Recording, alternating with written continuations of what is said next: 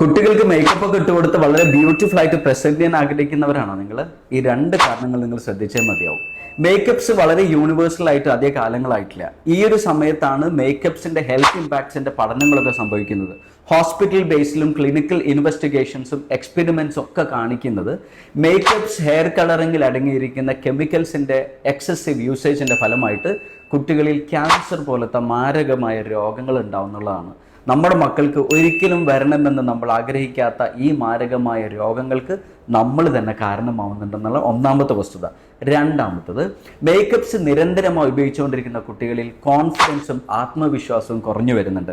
കാരണം അവരുടെ existing skin ടോണിലും അവരുടെ ഭംഗിയിലും അവരുടെ കളറുകളിലും അവർക്ക് കോൺഫിഡൻസ് നഷ്ടമാവുകയും മേക്കപ്പോ അല്ലെങ്കിൽ ലിപ്സ്റ്റിക്കോ ഇല്ലാതെ പുറത്തിറങ്ങാൻ പോലും അവർ മടി കാണിച്ച് വേറെയുള്ള ആളുകളോട് ഇന്ററാക്ട് ചെയ്യാൻ പോലും അവർക്ക് ഒരു ലജ്ജ തോന്നുന്ന തരത്തിലേക്കും മേക്കപ്സിന്റെ